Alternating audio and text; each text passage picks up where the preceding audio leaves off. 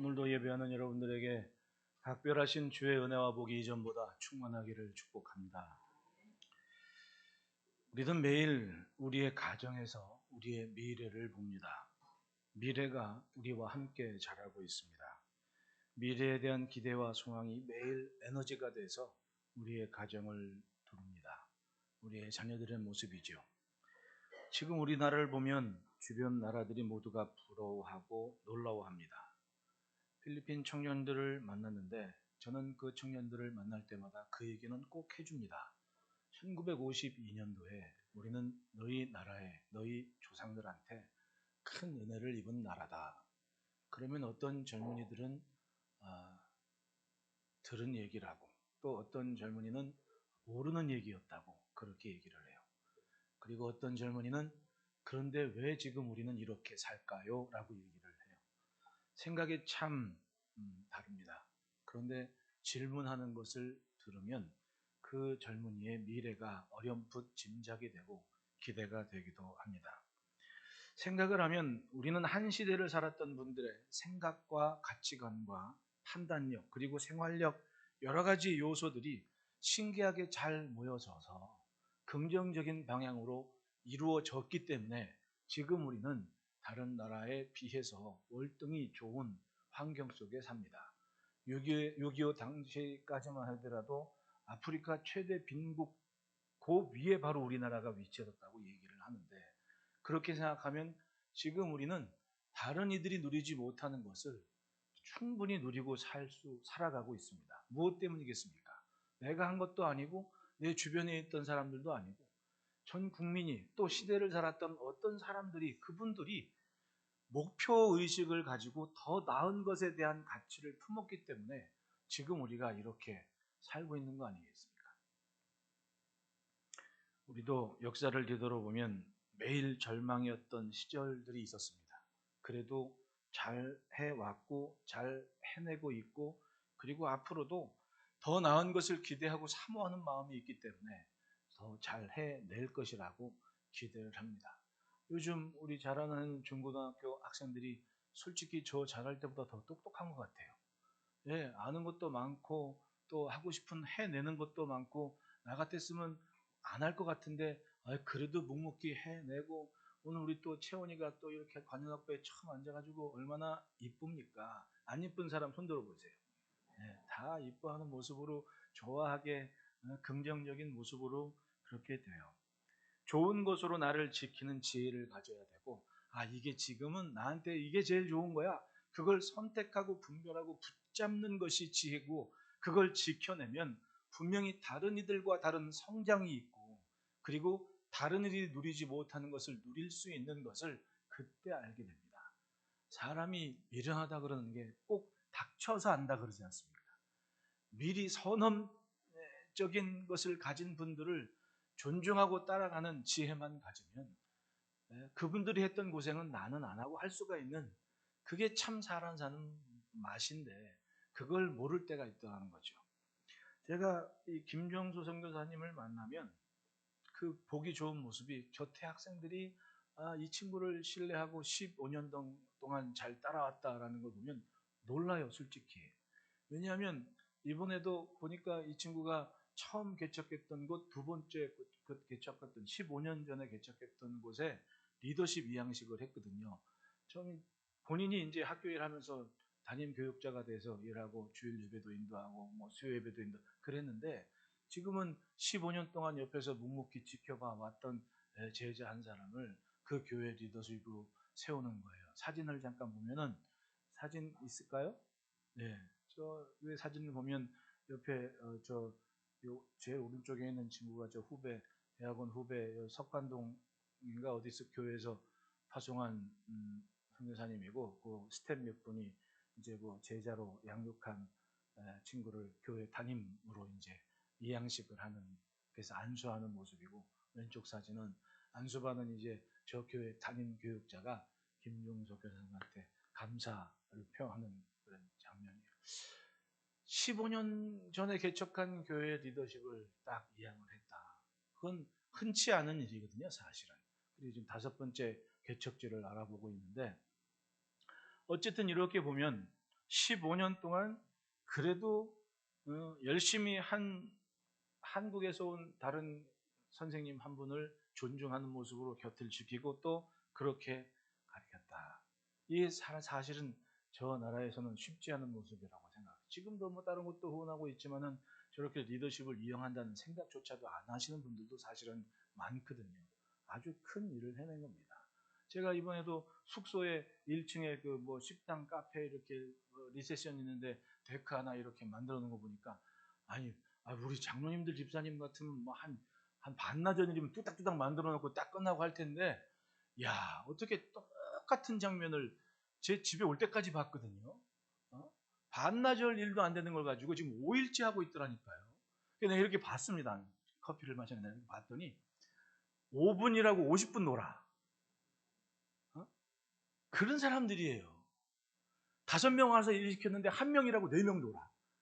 야, 그건 일 시키는 사람도 속 터질 것 같아요. 아니면 뭐 선교를 하든지 뭐 이렇게 목적을 가지고 일을 하신 분들이야 이해하겠지만은 내 비즈니스로 하서 있으면 아주 화나고 속상할 것 같아요. 그게 그 동네 사람들 보편적인 기질이거든요. 그러니까 신기한 겁니다. 근데 그 와중에 어떤 사람들은 그래도 자기들보다 좋은 환경이나 좋은 조건을 갖춘 사람들이 뭘 하나 지켜보면서 옆에 붙어가지고 빨판상아처럼 해내고 따라오니까 성장이 있고 변화가 있고 유익된 모습을 갖는 거 아닙니까? 저는 그게 지혜라고 생각해요. 그래도 나보다 나은 사람, 뭔가 다른 것을 있는 사람 옆에서 붙어서 하나라도 더 배우려는 마음가짐 가지면 그만큼 성장이 있고 달라지는 거예요. 우리는 처음 안 그랬습니까? 우리도 아무것도 자원도 없는 나라에서 그 좋아 보이는 것 보고 배우고 지켜가는 그런 지혜를 가지고 점점 지혜로워지는 갖게 되고 경험을 쌓게 되고 지식을 얻게 되고 그렇게 한 거 아닙니까? 그게 가장 중요한 자세라고 생각해요. 배우는 사람들은 일단 자신을 낮추고 더 좋은 것을 내것 삼으려는 마음을 갖지 않으면 절대로 성장하지 않고 환경은 바뀌지 않는 겁니다. 좋은 걸 보고 배우고 내것 삼으려는 마음을 가지면 달라지는 겁니다. 그게 저는 미래를 생각하는 사람들의 마음이라고 생각을 해요. 어떤 친구들 보니까 지금 그 민다나오 지역에 중국 사람들 많이 들어가거든요. 장사하고 사업하고 영업하고 뭐 하는. 근데 이 젊은 친구들하고 가만히 얘기하면 싫어해. 돈 버는 거 아르바이트 하는 건 좋아. 거기서 돈을 받으니까. 근데 사람은 싫어해요. 왠지 아십니까? 더럽대. 더럽대. 생활 자체가 더럽대. 아침도 함부로 뱉고 우리는 그런 거 없죠. 옛날에 우리도 그랬죠. 그런데 우리는 좋은 걸 배워가는 마음이 있으니까 사람이 막 달라지고 성장하잖아요. 좋은 나라 되지 않았습니까? 근데 이 사람들은 어줍지 않게 갑자기 돈을 벌어가지고 사람들 덜 됐어. 제가 얘기했잖아요. 란저우 가서 시안 가서 처음 놀란 게 엘리베이터 안에서 담배를 피는 사람들이. 그만큼 도덕성이 안 되는데 돈이 막 몰리는 데에서 부자 되니까 갑자기 막 돈 없는 사람들 동남아시아 막 사람 함부로 하고 막 그러니까 돈을 벌려고 뭔 하는데 사람은 싫어하는 거예요. 근데 그 영어로 대화를 하니까 단어 자체가 느끼는 뉘앙스가 확 꽂히잖아요. Chinese dirty 그러는 거예요. 더럽대. 이 한마디로 그냥 끝난 거야. 얼마나 그게. 그러니까 다 따지고 보면 적정한 때 좋은 것을 공급받고 영향력을 느끼면서 성장할 수 있는 것은 복입니다. 그러니까 우리는 참 복된 사람들인 거예요. 때에 맞게 남다른 좋은 조건들을 가까이에서 접할 수 있는 좋은 환경 속에 우리는 살아가고 있고 앞으로도 그렇게 살 거란 얘기입니다. 왜? 우리 잘하는 애들이 다 멋쟁이잖아요. 다 연예인 같지. 갑자기 말문이 막히는 것 같지만은 다 연예인 같이 예쁘고 이 동의하면 그치 도연아 그지? 그렇다잖아요. 하루하루 사라지는 시간들입니다. 오늘 신실하고 좋은 것을 내 것 삼고 내가 남기지 않으면 우린 다시 항상 그 새로운 건 꿈꾸면서 살아야 됩니다. 꿈만 꾸는 사람과 꿈을 이룬 사람이 어떻게 같겠습니까? 우리는 따지고 보면 어려운 때 살았던 분들이 꿈꿨던 그 결과를 지금 오늘 누리고 있다는 것에 감사해야 됩니다. 그리고 더 좋은 것을 남길 만한 그런 도구가 되도록 나 자신도 그들과 같은 희생으로 오늘을 준비한다면 다가오는 시간은 분명히 우리가 누린 것이 고스란히 지금 우리나라는 어쨌든 제가 매일 신문에서 기분 좋은 게 그겁니다. 어쨌든 세계인들이 뭘 주목해도 주목하는 이슈들이 다 있습니다. 신기하게도 다 있는 거예요. 아무것도 없었던 땅인데 어떻게 이럴지. 결국은 사람이란 겁니다. 사람이 그만큼 스마트해졌고, 사람 성품들이 그만큼 착했고, 사람 됨됨이가 그만큼 나보다는 더 큰 것을 생각할 수 있는 그것들이 다 됐기 때문에 지금 우리가 이만큼 뭔가 토대를 이루어서 안 되는 것 같지만 우리는 어려운 순간, 매 순간순간 뭘 만들어내고 찾아내는 기가 막힌 민족이 바로 우리예요. 엄청난 복을 받은 사람들입니다. 한때 막 중국이 뭐 히토류인지 뭐 이렇게 반도체 만드는 그런 거 막 있었다면서요. 그거 안 준다면서 막 자기들이 조건 걸고. 근데 그게 또 아쉬워가지고 어디서 찾나 그랬더니 미국하고 어떻게 연구를 해가지고는 미역 다시마에서 그걸 뽑아냈대네. 이게 신기하잖아요. 내가 한 건 아닙니다. 근데 몇몇 사람들이 특이한 생각을 가지고 내가 아닌 전체가 살아가는 뭔가를 꿈꾸고 생각한 그 몇몇 사람들이 결국은 좋은 시대를 오게 한 거 아닙니까? 저는 하나님을 기대하는 믿음도 바로 그 같은 관점에서 시작해야 된다고 생각합니다. 처음부터 모두가 잘 믿은 건 아니에요. 하지만 하나님을 신뢰하는 그런 이들 몇 사람이 그 확신을 가지고 앞장서서 돌맞을지라도 앞장서서 그 일을 해내는 몇 사람들 때문에 이스라엘은 광야에서 자신들이 꿈만 꿨고 들어만 봤던 이야기들을 직접 현실로 누리는 기가 막힌 은혜를 준비할 수 있었던 겁니다. 오늘 본문 1절부터 19절 사이에 언급된 각 지파들의 족장들이나 20세 이상 내 계수된 그 젊은이들을 보십시오. 이들이 광야에 나오기 13개월 전까지만 해도 이 사람들이 미래가 있었습니까? 애굽에서 그냥 노예 생활하고 시키는 것만 하는 사람들이었습니다. 무슨 꿈이 있습니까? 그냥 내일도 노예고 앞으로도 노예 있던 사람들입니다. 그런데 어느 한순간 하나님의 말씀에 사로잡힌 몇몇 무리가 나서서 하나님의 말씀을 선포했고 그것을 따르게 했고 그걸 따른 이들에게는 딱 1년, 2년째 되는 두 달, 즉 13개월 후에 14개월째는 기가 막힌 일을 경험합니다. 하나님께서 자신들을 알고 계셨고 하나님께서 자신들의 미래를 설계하고 계신 것을 확실하게 믿게 됐다는 겁니다. 적어도 40년, 즉 20세가 60세가 될 때가 되면 살아온 것과는 다릅니다. 두렵고 노예였고 하지만은 요단강을 밟을 수 있는 믿음을 가졌고 요단강 건너 가나안의 주인공이 되는 세대와 함께하는 기가 막힌 은혜를 누린 겁니다. 할렐루야. 그들의 미래는 그렇게 광야에서 준비됐던 겁니다. 여러분, 알 수 없는 길을 갈 때는 그 길의 끝을 아는 분을 의지해야 됩니다. 알 수 없는 길을 걸어갈 때는 먼저 걸어간 사람들을 쫓아가면 되는 겁니다. 바로 그게 지혜라는 겁니다. 본문의 이스라엘은 1절에 이스라엘에서 애굽 땅에서 나온 후 둘째 해 둘째 달 첫째 날에 여호와께서 시내 광야 외막에서 모세에게 말씀하여 이르시되라고 얘기를 합니다. 광야에서 13개월 지냈습니다. 4개월째를 맞이했을 때 이 날들은 누가 시작한 겁니까? 자기들이 한 게 아닙니다. 어느 날 하나님께서 모세를 통해 기가 막힌 일을 하셨는데 이게 믿어지더라는 거죠. 처음에는 불평도 했고 원망도 했고 괜한 짓 한다고 모세를 욕하기도 했습니다. 엄하게 괜히 바로를 만나고 와서 우리에게 왜 고역을, 이 힘든 일을 더 힘들게 만들었느냐 원망도 했습니다. 근데 가만히 지켜보니까 이 사람 모세와 아론은 멈추지 않고 하나님께서 계속 그 두 사람을 바로에게 보내더니 기어이 바로를 항복시키고 자기들에게 자유를 주는 겁니다.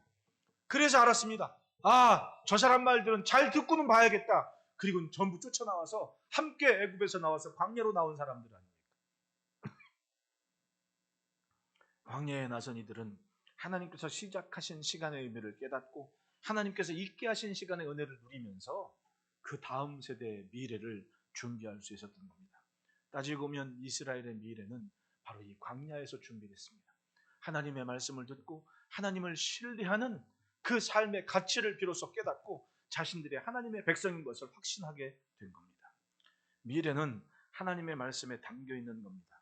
내일을 올바르게 준비하는 것은 하나님의 말씀 앞에 바로 서는 것밖에 없습니다. 그것이면 오는 세대는 하나님께서 준비하신 것을 누릴 수 있는 하나님의 기쁨이 되는 삶이 되는 거예요. 그러므로 따라합시다. 말씀을 들을 때 삶이 자란다. 2절부터 4절의 말씀에 너희는 이스라엘 전의 모든 회중국 남자의 수를 그들의 종족과 주성의 가문에 따라 그 명수대로 계수할지니 이스라엘 중 20세 이상으로 싸움에 나갈 만한 모든 자를 너와 아론은 그 진영별로 계수하되 각 지파의 각 조상의 가문의 우두머리 한 사람씩을 너희와 함께 하게 하라. 시내산 앞에 이르기 전에 이스라엘의 모습은 노예였습니다.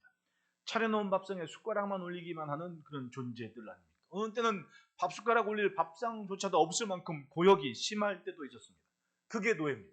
스스로 무엇인가 하려 하는 삶이 아니라 매일 누군가의 지시를 받고 사는 것이 노예의 모습이라는 겁니다. 그리고 자신들의 억압이 당연한 겁니다. 뭔가 바꾸려 하지 않고 변화시키려 하지를 않습니다. 수백 년 세월을 그런 존재감으로 애굽에 있었다는 얘기입니다. 말씀이 들리하는 인생들의 모습은 바로 그거 아닙니까?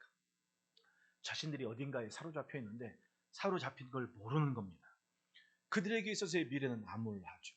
어둠을 벗어나지를 못하는 겁니다. 여러분, 폐쇄적인 나라의 공통점을 한번 보십시오. 당장 위에 북한 같은 경우 인터넷, 그러니까 외부 세계와 온라인이 다 안 되지 않습니까? 그냥 자기들끼리 쓰는 거 아니에요. 우리나라에서 USB 날리니까 약 올라가지고 오물 계속 쏴대고 있지 않습니까? 지금? 어? 우리나라에서 보낸 US, 예전에는 알겠는데 요즘은 요 가벼운 US 풍선에다가 시계 이런 것도 막 보낸다 그러잖아요. 이게 너희와의 삶의 차이가 이 정도야. 뭐 이런 거 알려고. 그걸 그렇게 싫어했잖아요. 그거 하지 말라고 막 저 연천에까지 막 폭탄 쏘고 막 그랬었잖아요. 네? 그게 약이 올라가지고 오물 지금 막 던지고 있는 거예요. 근데 이 USB 본 친구들은, 어떤 친구들은 성인들이 그거 본 총살도 당했고, 애들이, 중학교 애들이 그거 갖다가 십몇 년 옥살이 어디 탄광으로 보내고 막 그러잖아요. 이걸 봐가지고 영향력을 받아 자기들이 위태한 겁니다. 그렇게 폐쇄적으로 되는 거 아닙니까? 무슨 성장이 있고 무슨 미래가 있겠냐고. 자기들끼리만 만족하고 사는 겁니다. 네. 중국 보십시오. 중국은 유튜브가 안 됩니다. 우리나라 카톡도 안 되는 겁니다. 거기는 다 검열을 한다 그러잖아요. 네? CCTV가 제일 발달된 나라가 중국 아닙니까? 안면 인식 프로그램. 그건 옛날에 007 영화 볼 때 저럴까? 저러고 있어 지금. 이 007이라는 영화가 나오면 꼭 봐야 되는 이유가 그겁니다. 어릴 적에 이제 그걸 다 보면 야 저렇구나. 그게 다 되더라니까. 얼마나 통제를 하면 그 안면 인식 프로그램을 그렇게 연구해서 개발했겠냐고. 어디 가서 어떤 역에서 누가 딱 내리면 다 쭉 나오는 겁니다. TV에. 자기네 데이터에. 대단한 사람들인 거예요. 그래서 유튜브를 못하게 하는 거예요. 쇼 전혀 못 보는 겁니다. 그거 하면 난리가 나거든. 왜냐하면 애들이 똑똑해지고 경험이 많아지면 자기들의 체제가 위태로운 거니까. 당연한 거 아닙니까? 네? 그런데도 그걸 분별을 못하면 그 사람은 다시 배워야 되는 겁니다. 지금 세상이 그렇다는 겁니다. 노예로서의 삶은 바로 그런 거 아닙니까? 뭔가 유익이 되는 걸 듣고 경험하면서 더 나은 것을 사모하는 겁니다. 애굽에서의 이스라엘은 기대할 수가 없었고 생각조차 못했으니까 처음은 믿지 못하고 원망하지 않습니까? 자기들을 건져내기 위해서는 모세가 아론이 바로한테 들어가가지고 하나님께서 보내라고 하셨다고. 그러니까 바로가 뭐라 그래? 우리말로 니들이 지금 배가 불렀구나. 부하들한테 그렇게 얘기해. 얘 쟤네 노동을 좀 중하게 시켜. 저 편해서 그래. 벽돌짓는 거푸짓도 다 뺏어버리고 손으로 잘 만들라고 그래. 그리고 양은 그대로 지키라고 그래. 따지고 보면 엄청 힘들어진 겁니다.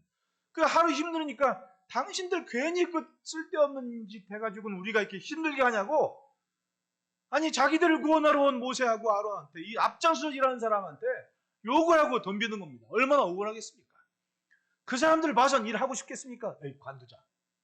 그런데 하나님은 또 모세에게 다시 가라. 왜요? 다시 가.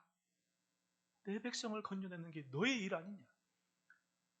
그 후로 모세와 아론은 백성을 보는 것이 아니라 하나님의 말씀만 듣고 주구장창 바로에 갑니다.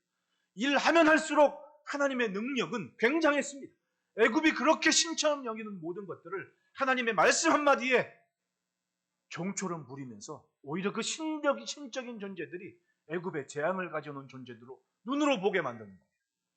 풍요의 상징이었던 나일강이 저주의 상징과 죽음의 상징이 돼버립니다. 악취가 나서 견딜 수가 없도록 만듭니다. 자기들이 그렇게 신처럼 섬기는 바퀴벌레나 장 같은 그 벌레들 여기저기 많은 뭐 이런 신은 뭐 건강에 좋고 이런 신은 뭐에 좋고 이런 신은 뭐 그런 신들이 전부 다 자기들을 괴롭게 하는 겁니다. 물어뜯지를 않나, 악취를 풍기지를 않나, 멀쩡히 있다가 전부 다 무트로 나와서 죽어버리질 않나. 다들 재앙덩어리를 만든 겁니다. 왜 그랬습니까? 매 순간순간 하나님의 말씀에 순종하는 모세가 있었고 또 상대방 하나님의 말씀에 대적하는 바로가 있었습니다. 그것을 하나하나 느끼다가 이들은 결단을 내립니다. 사실은 세 번째 재앙까지는 같이 괴로웠는데 네 번째 제안부터는 자기들 진영에는 전혀 해가 없는 걸 보고 하나님 편에 서야 되는구나. 피부로 느끼죠. 그리고 얌전히 모세와 아론이 바로를 만나는 것만 지켜보다가 짐 싸라 그럴 때 한순간에 짐 싸고 그냥 그날 밤으로 광야로 함께 나와버린 겁니다. 400년 생각지 못했던 내일을 그들은 모세를 통해 말씀하시는 하나님의 말씀 속에 꿈꾸게 되고 기대하게 됐습니다. 자기들의 조상 가나안 땅에, 조상 아브라함이 가나안에 걸었던 그것이 귀로만 듣던 얘기가 아니라 자기들이 지금 걷는 길의 끝에 그것이 있다는 것을 확실하게 믿게 됐습니다. 따라합시다. 인생은 귀가 보배다. 내게 좋은 것, 내게 유익한 것을 잘 듣고 품고 그것을 나침판 삼아야 됩니다. 그렇게 듣고 나 자신을 그러니까 좋은 것을 자꾸만 담으려 하고 자꾸만 향해야 되는 그 삶을 가지면 반드시 성장을 해요. 좋은 게 지나가면 뭐 하겠습니까? 제가 그 필리핀 대학이나 그 교회 느끼는 애들의 얘기를 들어보면 어떤 친구는 공부하러 왔는데 어떻게 연애하느라고 학교 그만두고 그냥 도망가 버리는 친구들도 있고, 그러니까 50명이 오면 50명이 다 하는 게 아닙니다. 50명 중에 남은 건 15명인데 그 15명은 분명히 달라지더라는 거죠.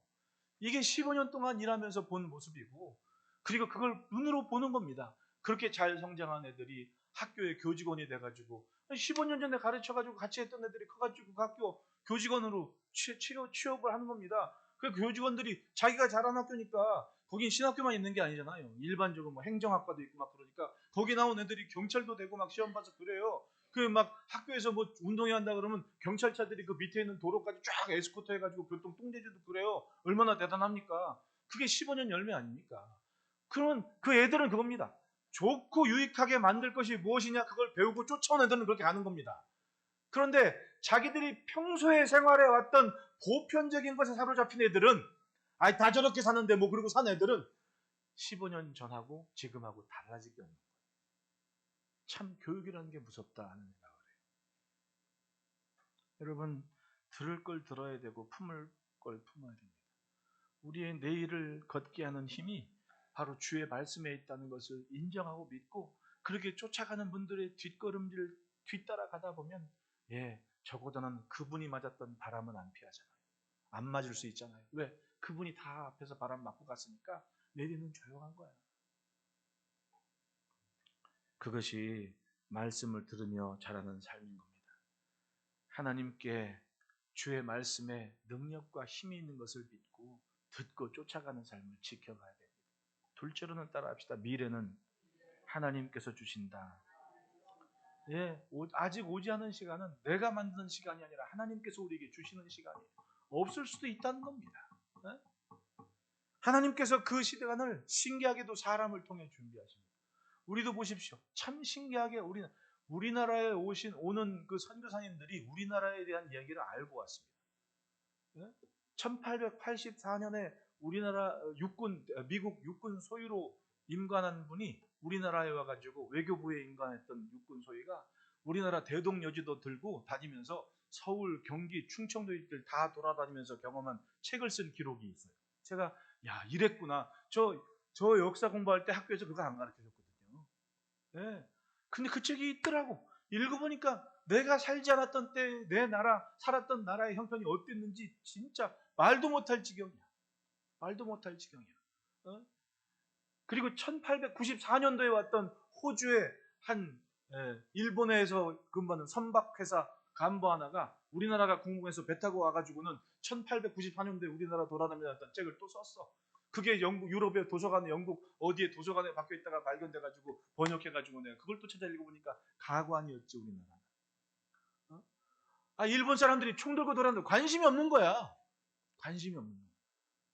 그 정도의 수준이었다니까요. 우리가. 근데 지금 이렇게 사는 거 보면 그러니까 지금 뭐 어쩌고저쩌고 일저쩌고 다 그거 배부른 소리인 것 같아. 왜? 그때를 살아봤던 분을 상상을 하면 배부른 소리 같다는 얘기지. 그분들은 어떻게 힘겹게 그걸 이겨냈는지에 대한 지혜를 배우려 않고 무턱대고 일본 놈, 난 이건 잘못이라고 생각을 해요. 참 조금 안다고 너무 버르장머리들이 없는 거야. 내가 보기에는. 그때를 살았던 분은 절박했거든요. 야, 어떻게 깜깜하지? 왜 이렇게 어둡지? 근데 그분들은 어떻게 대한 미래를 꿈꾸든 좋은 것을 경험하고 그 몇몇 사람들의 생각과 마음에는 뭔가 다른 것을 꿈꾸기 시작했고, 그런 눈빛을 봤을 때 그분들은 미래를 심어주기 시작하죠. 그래서 교육에 기회를 주고 더 배운 사람들이 있었기 때문에 더 나은 나라를 기대할 수가 있는 겁니다. 3절에 보면 이스라엘 중 20세 이상으로 싸움에 나갈 만한 모든 자를 노아하는 그 지중별로 계수하되, 20세 이상의 전쟁에 나갈 만한 수를 헤아리게 만들었습니다. 헤아리고 보니 하나님은 어쩜 그렇게 이스라엘 진영을 잘 알고 계셨는지, 각 지파의 누구누구 다 수한 대로 하나님은 이미 알고 계시는 이름들이었다는 얘기죠.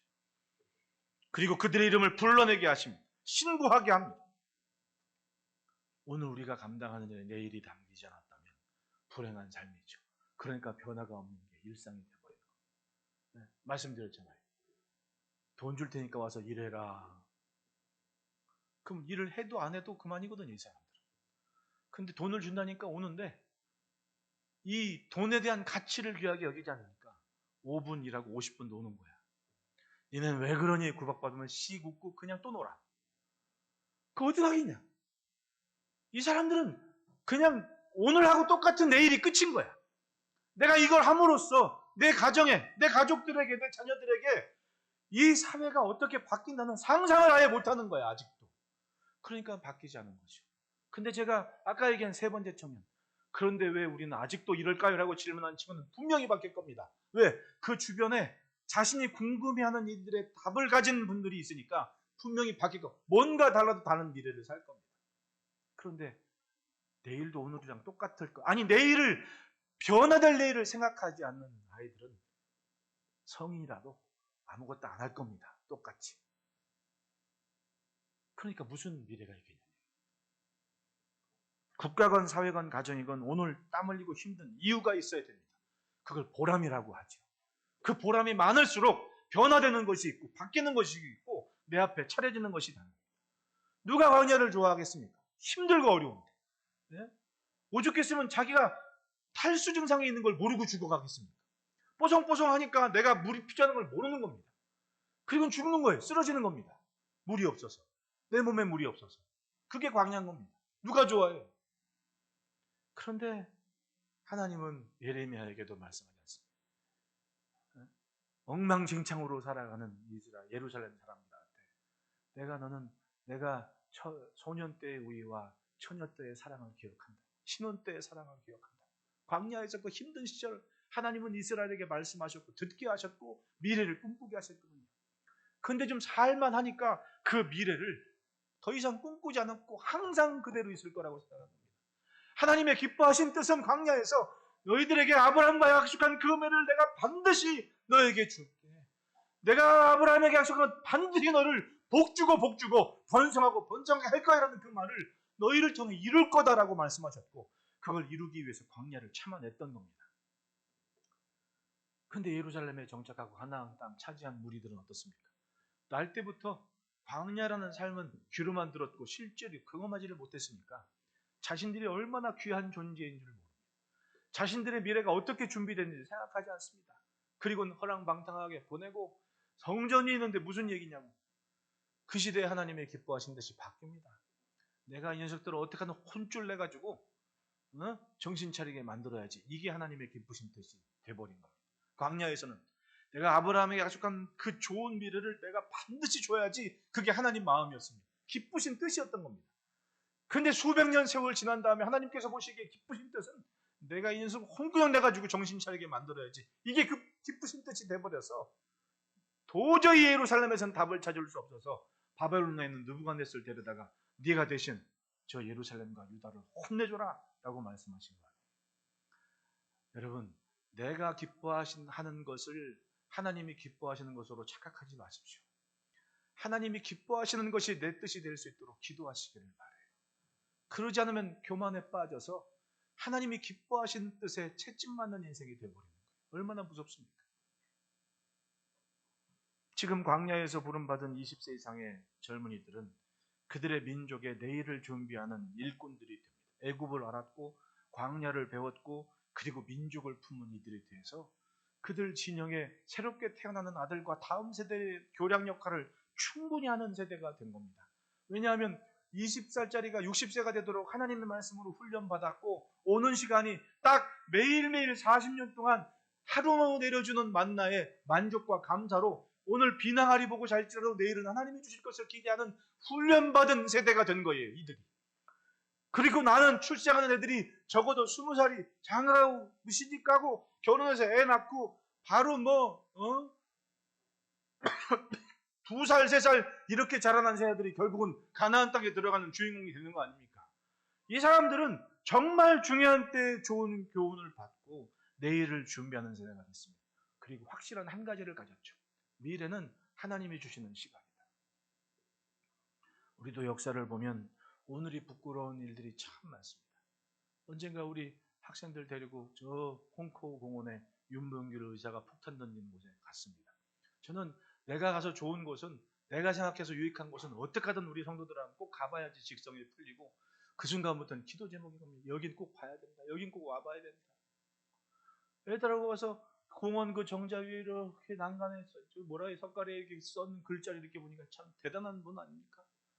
가족을 뒤로 하고 조국 나라를 위해서 폭탄 만들어서 이름은 아침에 부르다가 어려워서 못 부르겠어가지고 그냥 안 부를게요. 뭐 제3함대 사령관 무슨 치안관 무슨 일본 사람들 한 9명이 막 중상 내지 사망 대단한 뉴스거리가 되지 않습니까? 그럼 그때 당시에 중국의 국민당 총통이었던 장개석 씨가 그렇기를 해요. 100만 중국 군인이 못한 것을 조선의 젊은 한 청년이 해냈다고. 예, 정말 얘는 나이 일찍 결혼하고 해서 애들 가진 분들이었잖아요. 다 그렇게 싸운 거예요? 아니에요. 그냥 오늘 사는 거지. 이렇고 산 사람들이 더 많았습니다. 근데 그 몇몇 분이 오는 시간에 대한 변화와 미래를 꿈꾸면서 희생을 한 겁니다. 안중근 의사도 보십시오. 29살의 나이에 이토를 암살했습니다. 모두가 다 온 국민이 계획한 거 아니잖아요. 몇몇 분들이 꿈꾸고 시도를 했습니다. 그 일을 이룬 거 아닙니까? 우리는 그런 분들 때문에 없을 뻔한 미래를 감사로 누리고 있는 세대가 된 겁니다. 유관순 열사는 17세의 나이에 만세운동을 일으켰습니다. 15살부터 이화여당에 준비해가지고 지금도 그 정동길 가면 거기 있습니다. 이화여고 후문이 연결돼 있어가지고 저도 고등학교 때 베니스의 상인 연극한다 그래가지고 거기 갔었거든요. 이화여고의 강당에. 지금도 기억이 나요. 그 동네가. 근데 난 그 동네가 고등학교는 그렇게 의미 있는 동네인 줄 모르고 다녔지. 철없이. 근데 나중에 공부하고 자료 찾고 하다 보니까 참 의미 있는 곳이라는 겁니다.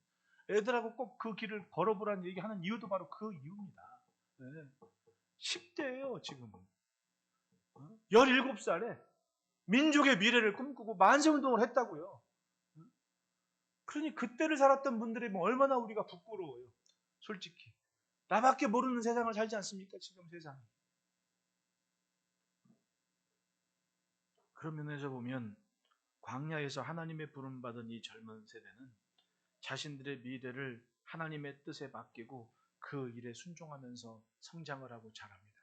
얼마나 그 모습이 대단했으면 여러분 그 사는 모습 때문에 생각과 마음의 생각의 지평이 열리는 거 아닙니까?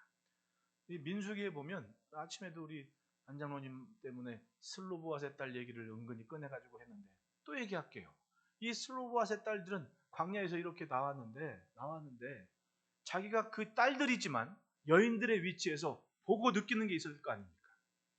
모두가 다 약속된 기업을 아직 가지 않아도 오지 않은 시간 가나안 땅에서 나와 함께 똑같이 나와서 고생 같이 한 사람들은 다 기업을 갔는데 왜 우리가 아버지가 죽었다는 이유로 기업을 받지 못하느냐에 대한 의식을 가진 겁니다. 이 친구들은. 그냥 그 시대에 평범한 여인들이 사는 것처럼 살지 않았다는 겁니다. 우리가 아들은 아니지만 아버지가 어떻게 기업을 제비 뽑아서 얻었으며 아버지가 어떻게 일했는지 보고 자라지 않았냐. 딸들이지만 충분히 우리는 느끼고 같이 왔으니 우리에게도 기업을 요구할 권리를 요구하자라는 생각을 했다는 거 아닙니까? 이 딸들이. 그 시대의 여인들이 하지 못했던 생각들입니다. 그런데 그걸 가지고 주저앉아 있지 않습니다. 일단 누구를 찾아갑니까? 모세를 찾아가서 하소연을 하죠. 모세시여, 이만저만한데 우리에게도 기업 물을 권리를 주십시오. 왜 아들만 갔습니까? 왜 아버지가 죽었다고 우리는 왜 그 기업에서 멀어집니까? 그만큼 사모함이 있었다는 겁니다. 아니었으면 그냥 국으로 그냥 살아. 시집 가면 그만이잖아. 이랬을 거 아니냐고, 그 시대처럼. 근데 스룹바벨은 얘기를 했습니다. 모세는 그 상황에서 난감하죠. 자신들이 이건 해왔던 대로고 율법이나 뭐 이렇게 정해지기 전에 이게 다뤄본 일이 없는 일. 그러니까 모세가 참 지혜로웠던 게 하나님께 기도를 하고 얘기하겠다고 기도를 했습니다. 그랬더니 하나님도, 저는 제가 확신을 갖고 기도하는 이유 중에 하나가 그거예요. 항상 보면 성경에 하나님은 꽉 막혀 계시지 않더라고요. 내 앞에 막힌 길만 두신 분이 아니더라고요. 하나님께는 항상 예외가 있더라고요. 여러분 그거 아셨어요? 내가 기도하는 이유도 그겁니다. 예외가 좀 있지 않습니까? 예외가. 하나님이 그 얘기를 딱 들어보니까 그러면은 그러자. 슬로보앗의 딸들이 말이 맞다. 하나님도 인정을 하잖아요. 그럼 출발점을 보면 슬로보앗의 딸들은 자기 앞에 있는 현실을 그대로 인정하는 것에 그치지 않았습니다. 아닐 수도 있지 않을까? 예외는 있지 않을까? 처음은 있지 않을까? 우리 마주보고 축복합시다. 항상 처음이 돼봅시다. 이 슬로보앗의 딸들은 하나님께서 처음 하는 그 주인공이 된 겁니다. 그래? 그러면은 그 사람들한테도 기업을, 그래서 맞다 말이, 가서 기업을 주는 게 맞아. 그 모세가 지혜를 전해줘. 그러면 너희는 시집을 가고 아버지의 기업을 그대로 갔는데 너희 지파 안에서만 시집 가라. 왜? 시집 간 순간 그 기업이 고스란히 그 집으로 다른 지파로 가버릴까 봐 너희 지파 안에서만 시집 가라. 수용을 하죠. 주거니 받거니 하면서 인정하고 자신들의 소원을 이룹니다. 없을 뻔한 미래가 하나님을 붙잡고 하나님께 씨름할 때 내 앞에 있는 현실이 되어버린 거예요. 할렐루야. 그렇습니다. 하나님의 말씀을 붙잡고 기도하면 아닐 것 같은 그 일이 바로 내 것이 될 수 있는 신기한 일을 만나는 겁니다. 그런 내일을 누리는 삶이 되시기를 축복합니다. 셋째로 따라합시다. 하나님의 군대는 말씀대로 산다. 17절로 19절 말씀에 모세와 아론이 지명된 이 사람들을 데리고 둘째 달 첫째 날에 온 회중을 모으니 그들의 각 종족과 조상의 가문에 따라 20세 이상의 남자 이름은 자기 계통별로 신고하며 여호와께서 모세에게 명령하신 대로 그가 시내 광야에서 그들을 계수하였더라. 여러분, 약해 보이고 오합지열처럼 보여도 이들은 하나님 앞에 불림받은 이후에 하나님께서 정하신 기가 막힌 규모와 규율을 갖춘 군대로 거듭나게 됩니다. 이쪽 이제 성경을 이때 이후로 읽어보면 하나님께서 불러낸 그들을 동쪽에는 무슨 지파, 서쪽에는 무슨 지파, 남쪽에는 무슨 지파, 북쪽에는 이렇게 막 세 지파별로 동서남북 흩어져 균형 채우고 전 진영 가운데 회막을 둬서 정착할 때는, 머물 때는 가운데 회막을 두고, 그럼 이 사람들은 눈 뜨고 딱 일어나면 정가운데 회막에 불기둥이 쫙 하나님이 계신 걸 보고, 그 다음에 출발 나팔 소리가 딱 울리면 구름이 쫙 떠올라서 자기들을 휘돌아 덮고, 저 제일 앞에 회막을, 법궤를 짊어진 제사장이 가고 그 뒤에 회막을 접어든, 그리고 성막을 짊어든 레위인들이 짐지고 앞에 가고, 그 뒤에 또 순서대로 쭉 흩어져 가지고는 대열을 이어 광야를 쫙 펴니다. 우리는 사실 우리나라 땅에 그렇게 넓은 시나이반도 광야를 본 경험이 없잖아요. 직접 가보지 않으면.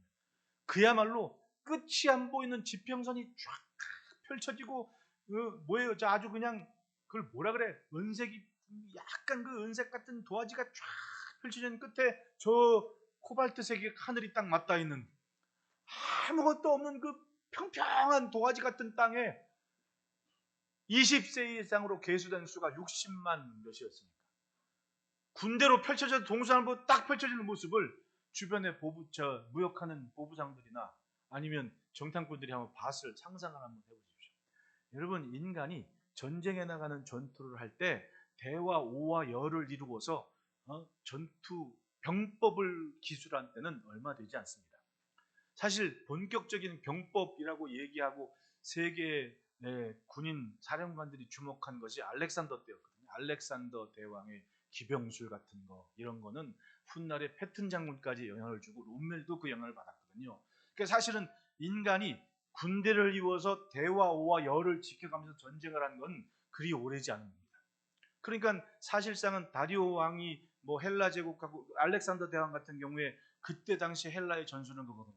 그 이전과 이후의 전술은 쉽게 말하면 이런 돌덩이 하나 준비해가지고 왜 청동기 철기 때는 그게 검창 많지 않을 때거든요. 그 돌멩이 낫 준비해갖고 농사꾼들이 모아가지고 심지어는 로마의 카이사 시절에도 동원되는 군사들이 농부들이었으면 낫 들고 왔다고 기록을 해요. 예?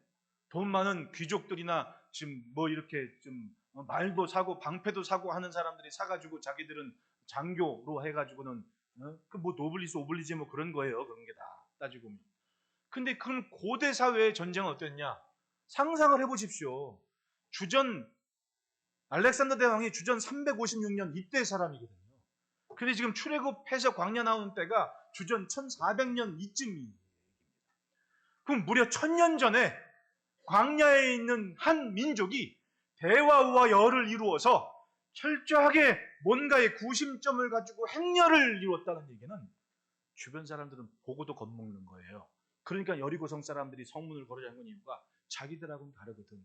자기들은 전쟁하려면 그냥 나와가지고 벌기야 그럼 와 하고 벌떼처럼 몰려가지고 탁 치다가 붙어 이건데 이 사람들은 대화와 열을 이루어 이걸 나중에 헬라의 병법에 이걸 흉내낸 게 이제 자기들이 각진 구성원을 만든 거 아닙니까? 창을 한 5m짜리 만들어가지고 힘센 사람들이 딱 여기서 이렇게 짊어지면 앞에 자기 동료한 사람이 방패를 들고 막 쓰는 겁니다.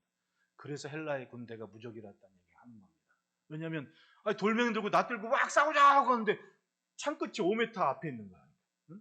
한번 생각해. 여기서 나는 돌멩이 들고 나 들고 막 얘기했는데 저기 양윤순 집사님 앉아 계신 데는 거기 사람이 나를 이렇게 창을 딱 이렇게 하고 있는 거야. 내가 가겠어 못 가겠어. 창끝이 부서 못 가는 거 아닙니까? 근데 이 사람들은 안 멈춰. 계속 나한테 와. 어떻게 앞으로 가? 도망가야지. 그게 주전 400년, 500년 이럴 때 되는 얘기거든. 근데 1000년 전에 이스라엘이 광야에 나왔는데 각진 모습으로 하나의 규율을 가진 모습으로 광야를 쫙 오는 민족으로 보이니까 주변 나라들은 저 사람들이 뭔가 우리와는 다르다. 그냥 보기만 봐도 엄청난 군대로 보일 수밖에 없는 상황을 하나님이 만드셨던 거죠. 우리가 어느 때 강해지겠습니까? 세상에 없는 것. 하나님의 말씀으로 쌓고 나 자신을 만드는 만큼은 나는 강한 자로 사는 겁니다. 하나님의 군대는 말씀대로 사는 겁니다. 출애굽기를 보면 그런 모습이 있어요. 말씀 앞에 세상이 나뉘는 모습이에요. 출애굽기 9장 20절 21절은 바로의 신하 중에 여호와의 말씀을 두려워하는 자들은 그 종들과 가축을 집으로 피하여 들었으나 여호와의 말씀을 마음에 두지 아니하는 사람은 그의 종들과 가축을 들에 그대로 두었더라. 즉 하나님의 말씀에 반응하는 것에 따라 자기들을 지킬 수 있느냐 지키지 못하느냐가 결정된 거 아닙니까? 똑똑한 애들은 이거 사는구나. 그리고 하나님을 믿지 않지만 하나님의 말씀은 존중하고 지켜냈기 때문에 가축과 가족을 지킬 수가 있었던 거예요. 마찬가지입니다. 믿음의 출발은 말씀을 쫓아간 아브라함이었습니다. 하나님의 말씀을 쫓아가는 그 결정과 용기가 나 자신에게 없을 수도 있었을 뻔한 그런 미래를 내 것으로 누릴 수 있는 기회가 되는 겁니다. 여러분, 하나님의 군대는 말씀을 품은 인생입니다. 우리의 자녀들이 우리가 하나님의 말씀을 품고 선 모습으로 강한 그리고 능력 있는 내일의 주인공이 되는 은혜가 있기를 축복합니다. 기도하겠습니다. 말씀으로 채우는 만큼 삶이 아름답고 존귀한